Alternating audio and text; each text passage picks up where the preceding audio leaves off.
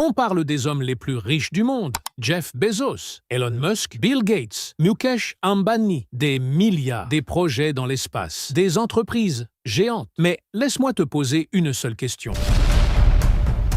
Alors écoute bien ce que je vais te dire. Pas un conseil théorique, mais une expérience vécue. J'ai prié Allah et je lui ai dit « Ya Allah, prends ma richesse, prends ma vie, utilise-moi pour ta cause » et Allah a répondu. Assalamu alaikum wa rahmatullah. Mon nom est Ibrahim Rodrigo. Je suis entrepreneur et j'aimerais poser une question qui me travaille profondément. Aujourd'hui, on glorifie les milliardaires. Jeff Bezos, Elon Musk, Warren Buffett. Beaucoup de musulmans rêvent de leur ressembler. Mais moi, je n'en ai aucune envie. Au contraire, j'ai de la peine pour eux. Ma question est simple. Comment peut-on réussir en affaires tout en restant fidèle à l'islam? Comment surmonter la peur de perdre de l'argent quand on refuse l'intérêt? Et surtout, comment collaborer avec des non-musulmans dans le respect de nos principes? Très bonne question, mon frère. Et ce que tu ressens est une preuve que ta conscience est éveillée. Beaucoup pensent que pour réussir aujourd'hui, il faut forcément passer par les banques, les intérêts, les compromis. Mais en réalité, si tu suis les règles d'Allah, tu peux aller plus loin que tous les milliardaires réunis. Et je vais te donner une règle très simple. Fais d'Allah ton associé dans le business, mais pas un petit associé. Non, fais de lui le partenaire principal, le majoritaire. Moi, j'ai dit à mon fils, le jour où il a lancé son commerce, « Quoi que tu gagnes, offre au minimum 51% à Allah. » Ce n'est pas obligatoire comme la zakat. C'est une autre logique. C'est une relation directe entre toi et ton Seigneur. Et je sais que peu oseront suivre cette voie. Mais regarde les compagnons du prophète. Umar, radiyallahu anhu, a donné la moitié de sa fortune. Abu Bakr, radiyallahu anhu, il a tout donné. Et Allah les a élevés plus haut que tous les Elon Musk de ce monde. Alors je vous pose une question ici, dans cette salle. Combien d'entre vous oseraient donner 51% de leur profit à Allah? Pas beaucoup. Et pourtant, c'est là que commence la vraie richesse. Tu veux réussir dans le business tout en restant fidèle à l'islam? Alors écoute bien ce que je vais te dire. Pas un conseil théorique, mais une expérience vécue. J'ai prié Allah et je lui ai dit « Ya Allah, prends ma richesse, prends ma vie, utilise-moi pour ta cause » et Allah a répondu. Mais il n'a pas tout pris d'un coup. Il a commencé par ma richesse. Il a tout effacé, d'un trait. Mes maisons, mes biens, mes comptes, mon confort, tout ce que j'avais bâti, perdu. En 2016, j'ai dû quitter mon pays.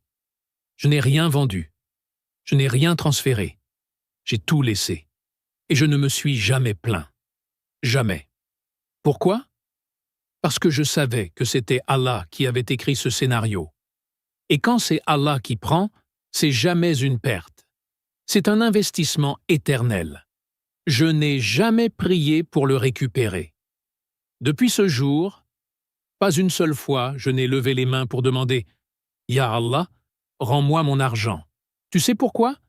Parce que j'ai déjà été payé, et pas par une banque, par le Seigneur des mondes. Allah dit dans le Coran « Celui qui donne une graine dans son chemin, il lui donne 700 fois plus. » Sourate Al-Baqarah. Une graine, 700 épis. 100 grains dans chaque. 70 000% de rendement. Tu connais un business plus rentable que ça? Moi, je ne connais pas. 1 an et demi sans rien gagner.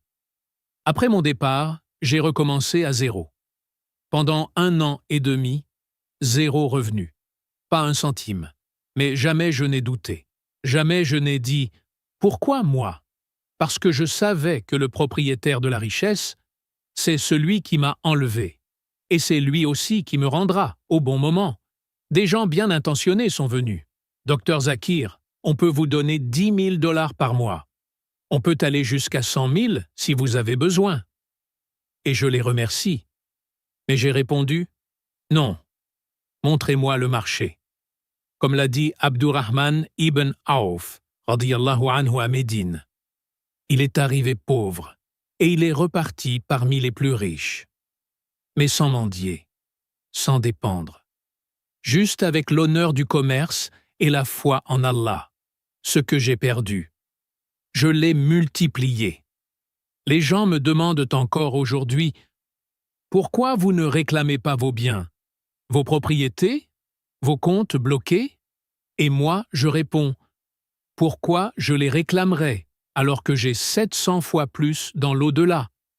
Tout ce que le gouvernement m'a pris, tout ce que ce monde m'a retiré, Allah me l'a réservé ailleurs. Et là-bas, ce n'est pas temporaire, c'est éternel. Perdre dans ce monde n'est pas une défaite. Quand tu perds pour Allah, ce n'est pas une chute, c'est une élévation. Quand tu donnes pour Allah, ce n'est pas un sacrifice, c'est un placement à long terme, le plus long qui existe. Et quand tu refuses les chemins faciles, quand tu dis non aux intérêts, non aux compromis, Allah, lui, te dit « J'ai mieux pour toi ». Un message aux jeunes musulmans qui entreprennent. Toi qui veux lancer ton business, toi qui veux réussir dans le halal, toi qui penses que le haram rapporte plus vite, laisse-moi te dire la vérité. Le haram rapporte vite, mais il disparaît vite, et il laisse un vide que l'argent ne peut jamais combler. Le halal est parfois lent, mais ce qu'il construit, personne ne peut le détruire. Allah ne t'abandonne jamais si tu places ta confiance en Allah, si tu refuses ce qui est interdit, si tu restes droite même quand c'est difficile. Alors, ne t'inquiète pas. Même si tu perds ton entreprise, même si tu perds tes clients, même si tu perds tes économies, tu n'as rien perdu, parce que tu as gardé ton lien avec celui qui possède tout. Avant de continuer, n'oublie pas de liker cette vidéo pour permettre à d'autres frères et sœurs d'en bénéficier. Et surtout, abonne-toi dès maintenant pour ne pas rater les prochaines vidéos qu'on prépare, Inch'Allah. Mais aujourd'hui, j'ai une question sincère à te poser. Est-ce que tout va bien dans ta vie? Tu réponds peut-être « Alhamdulillah ». Mais au fond, peut-être que rien ne marche vraiment. Tu fais des efforts, tu fais des doigts, tu bouges, mais tout reste bloqué. Et tu ne comprends pas pourquoi. Tu n'as pas de réponse. Et c'est normal, parce que nous vivons dans un monde rempli de dangers invisibles. Et parmi ces dangers, l'un des plus négligés, mais aussi l'un des plus destructeurs, c'est le mauvais œil. Oui, tu as bien entendu. Je sais que tu ne le considères peut-être même pas comme un danger, mais pourtant, il peut être la cause de blocages graves dans ta vie. Et ce n'est pas moi qui le dis, c'est le prophète Mohammed lui-même. Il a dit dans un hadith authentique, « La majorité de ma communauté mourra à cause du mauvais œil ». Tu imagines ça? Le mauvais œil peut même te tuer, selon les paroles de notre prophète. Et pourtant, on n'en parle jamais. On évite le sujet. Les gens ont peur de parler des attaques invisibles. Mais nous, on a pris le temps. Après des mois de recherche, de réflexion et de consultation de savants, on a créé une solution complète. Un livre de protection. Un livre que nous avons écrit avec sérieux en abordant des sujets que peu osent expliquer. Il contient des vérités choquantes, des explications spirituelles et surtout des méthodes concrètes pour te protéger. Beaucoup de ceux qui l'ont appliqué ont vu leur vie changer. Je ne dis pas que le mauvais œil a fui à jamais, mais je peux te dire une chose. Leurs affaires ont commencé à marcher. Leur esprit s'est apaisé. Leur cœur s'est reconnecté à Allah. Si toi aussi tu ressens que quelque chose te bloque, va voir le lien en description ou en premier commentaire. On a tout mis là-bas. On parle des hommes les plus riches du monde.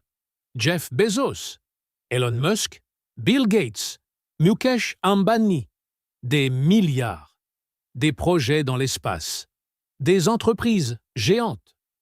Mais laisse-moi te poser une seule question. Tu sais ce que vaut 2 rakas avant la prière du Fajr? Le prophète Muhammad, alayhi lissalam, a dit « Les 2 rakas de la sunna avant le Fajr sont meilleurs que le monde et tout ce qu'il contient. » Oui, le monde entier. Pas seulement les États-Unis. Pas seulement Tesla. Pas seulement Amazon. Le monde et tout ce qu'il contient. Réfléchis. 1 seconde. Elon Musk possède des usines sur tous les continents. Jeff Bezos contrôle l'une des plus grandes entreprises de l'histoire. Bill Gates a influencé des milliards de vies avec la technologie. Mais est-ce qu'il possède la planète? Non. Et pourtant, 2 rakas que tu fais, dans le calme de la nuit, dans la sincérité, valent plus que tout ce que ces hommes ont réuni dans leur vie entière. La vraie richesse, c'est la présence devant Allah. Tu peux prier sur un sol en terre battue, sans tapis, sans mosquée, sans micro. Et cette prière-là, si elle est sincère, elle a plus de poids que les chiffres de Wall Street. Parce que ce n'est pas la forme qui compte, c'est la soumission. C'est le cœur. C'est le lien avec ton Créateur. Ce qui compte n'est pas ce que tu as, mais qui tu seras dans l'au-delà. Tu peux avoir 10 voitures, 100 immeubles, 1 milliard sur ton compte. Mais, dans la tombe, rien ne rentrera avec toi. Pas ta montre, pas ton jet privé, pas ton solde bancaire. Ce que tu prendras avec toi, ce sont tes rakas, ton jeûne, ta sincérité, ton dhikr et ton comportement. Et pour eux, alors, beaucoup de jeunes me disent « Mais, docteur Zakir, ces hommes-là ont tout. Pourquoi avoir pitié d'eux ?» Je vais te répondre avec clarté. J'ai de la pitié pour eux parce qu'ils n'ont rien préparé pour ce qui vient après la mort. Ils ont investi dans la technologie, dans l'espace, dans l'intelligence artificielle, mais ils ont oublié leur propre âme. Et celui qui oublie son âme a tout perdu. L'islam t'apprend à être riche. Différemment. L'islam ne t'interdit pas d'être riche. Non. Au contraire.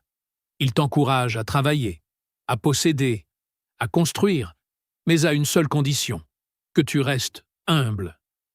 Que tu ne vendes jamais ta religion pour un gain temporaire, et que tu ne laisses pas ta richesse entrer dans ton cœur. Tu peux avoir un compte plein, tant que ton cœur reste vide de vanité.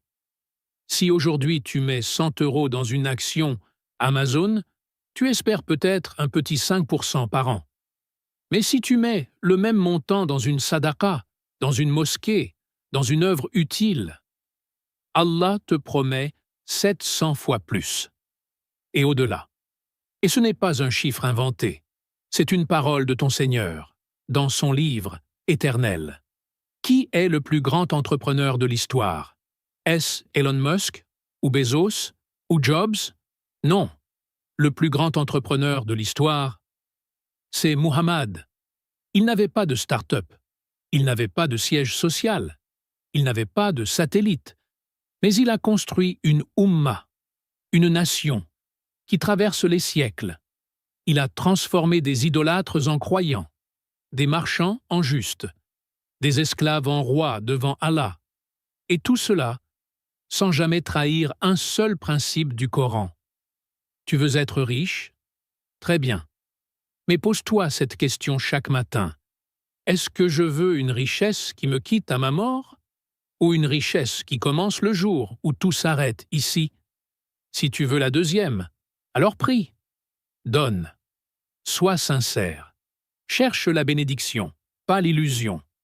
Ce monde nous vend des modèles vides, des fortunes sans foi, des réussites sans but. Mais l'islam te propose mieux. Il te propose une richesse éternelle, paisible, protégée. Chaque prière, chaque bonne action, chaque sacrifice que tu fais est enregistré. Et tu le reverras. Devant Allah. Dans un livre où rien n'est oublié. Alors écoute-moi bien. Si aujourd'hui, on t'offrait le monde entier contre 2 rakas faites avec sincérité, refuse. Parce que tu as mieux. Parce que tu sais ce qui t'attend. Et parce que tu es croyant. Qu'Allah nous rende plus riches dans l'au-delà que ceux qui dominent ce monde ici-bas. Amen.